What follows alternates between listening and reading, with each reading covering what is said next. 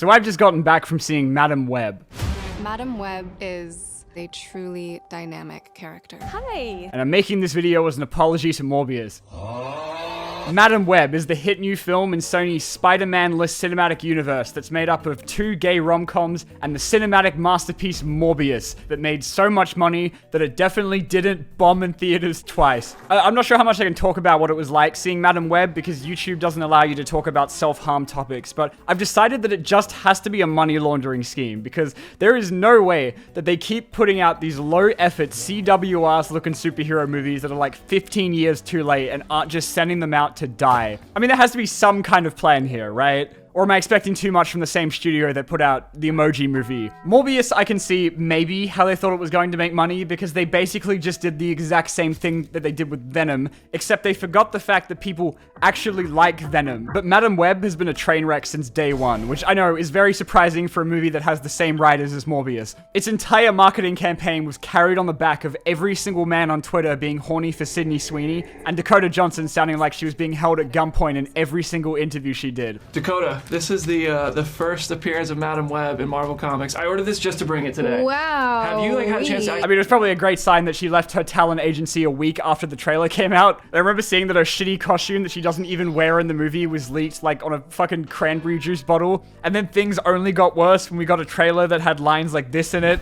He was in the Amazon with my mom when she was researching spiders right before she died. Everyone has known since this was first announced that it was going to be absolute balls, but what I was not expecting was that the trailers just straight up lied to me, man. I know that when you see Madam Web, you're gonna love it. The plot of this movie is that Dakota Johnson has Final Destination powers whenever it's convenient for her, and she has a vision that these 3 random teenagers are going to get killed by an evil Spider-Man because he had a vision that in the future they were going to become spider people and push him out of a window. And every single one of the shots that you see in the trailer of anyone in a superhero costume is just for that vision scene. It is a dream sequence that goes on for maybe 40 seconds max, and they put every fucking frame of it in the trailer to make it look like some cool final battle that doesn't even happen. And I went back to watch the trailers just to check if they were in there as much as I thought. And yeah, look at how this bit is shot, right? They literally edit it in a way that makes it look like they're fighting him at the end. Like, they just lied. The absolute balls they have to make posters with them all in these costumes when they don't even make it to that point in the fucking movie.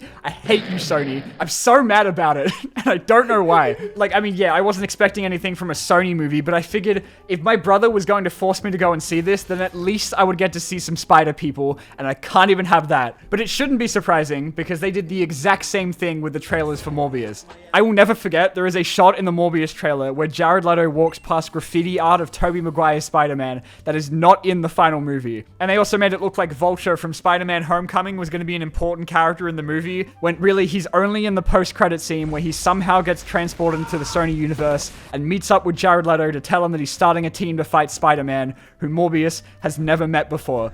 I'm not sure how I got here.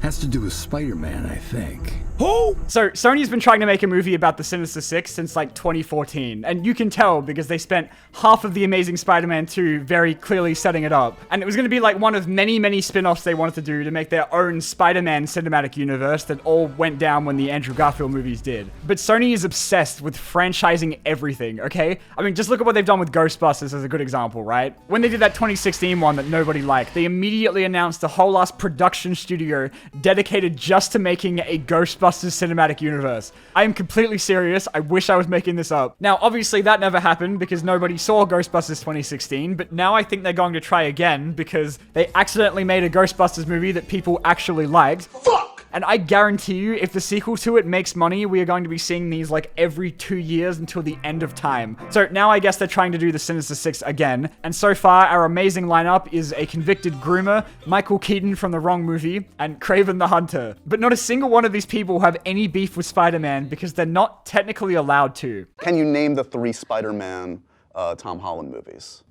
Sony has had the rights for Spider-Man since the 90s, and apparently one of the requirements that they have with owning Spider-Man is that they have to put out a movie about him of some kind every 3 to 5 years or so. I'm not like 100% sure about how true that is, but there was a point in 2014 when they said they were going to make a new Spider-Man movie every year, so I believe it, honestly. That is probably the reason they bounced back so quickly with Tom Holland's Spider-Man only like 2 years after The Amazing Spider-Man 2 bombed. But so they could do that, Disney had to go to Sony and be like two little kids not wanting to share their toys and being like, okay, look, you guys can keep Spider-Man, okay? We're gonna make movies with him that you're gonna pay for, and we're only gonna take 5% of the money from them, but that means we can use him in our actually good movies. And that's how we've gotten the MCU Spider-Man, which is the longest that Sony has lasted so far without rebooting everything, so fingers crossed this time. The deal only covered them for about 5 movies though, so after Far From Home came out, there was all this news that Sony wasn't going to let Spider-Man be in the MCU anymore, and everyone on Twitter acted like someone fucking died for a few days, but obviously they've made up and have since worked out another deal, and apparently Disney has to pay for some of them this time, but they also get to keep more of the money from it. And MCU Spider-Man benefits literally everybody, because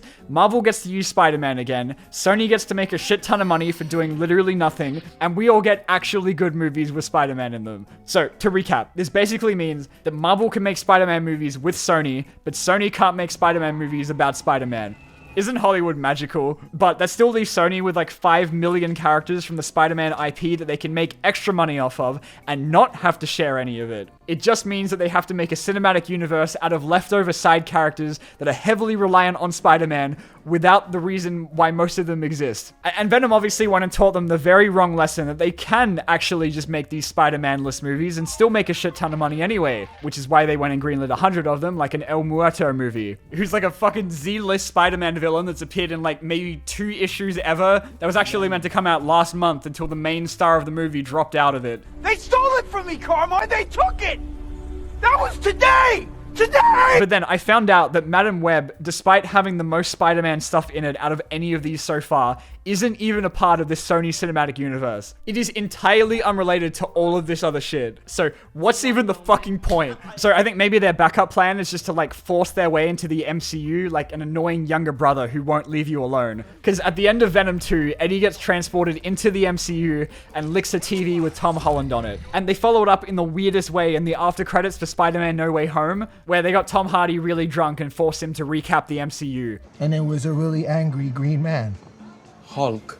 And you thought Lethal Protector was a shit name. That's obviously the closest Kevin Feige was going to let Sony get to his movies because they get him out of there so fast. But I think Sony still got their way in the end because they did have a little cliffhanger where a tiny piece of Venom stayed behind. And I honestly can't wait to find out what the hell that's going to lead to. The Venom movies are a bit better than these other two though. I will give them that. Like they have some stuff in there that's actually funny, like the Eminem song and the scene where Eddie makes out with Venom.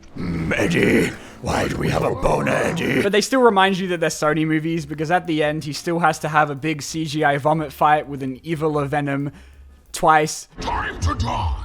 That's the spirit! I mean us.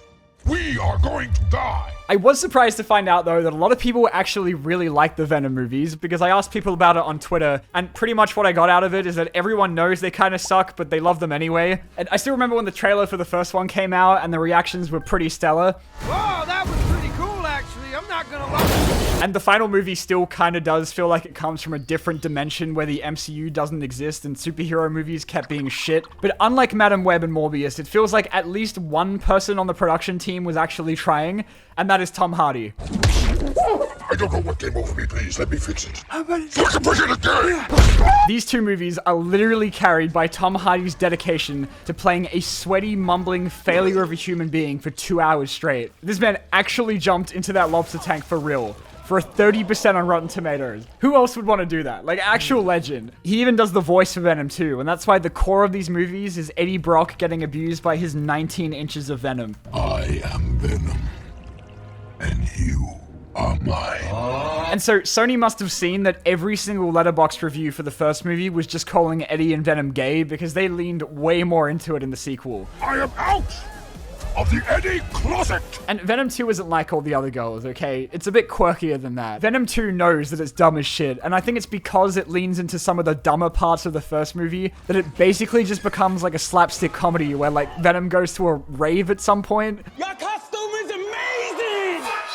I just think it's really funny that because they don't have access to Spider-Man, they keep making movies about characters that eat people and then try to turn them into good guys. Fuck this guy! I remember the marketing for Venom was all like, oh, he's not a superhero, he's an anti-hero. This dude eats people sometimes, okay? But only if they're bad guys. Like, why are they bothering to make movies about villains if they're going to pussy out of making any of them evil? Venom maybe you can get away with, but Morbius is a fucking vampire, dude. And you can see they're doing the same thing with the Kraven movie too. Like, from what we've seen in the trailer so far, they made Kraven, the guy who hunts animals for sport, which is the reason that he wants to kill Spider-Man, into an animal lover who gets powers from the blood of a lion or something?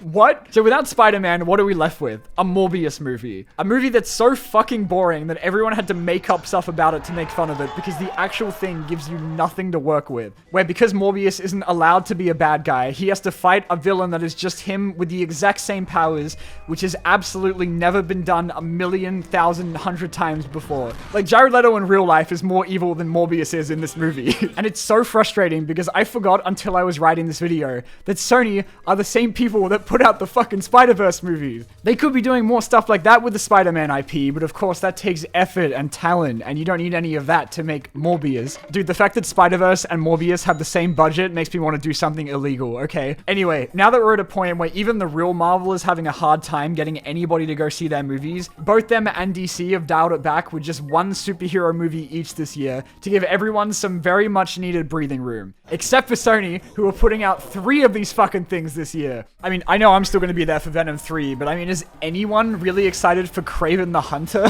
like anyone? Oh god, I don't know. Anyway, thank you guys so much for watching. I guess we'll find out at the end of the year when Kraven makes $1 billion and I've got to make an apology video. But thanks for watching. See you guys next time.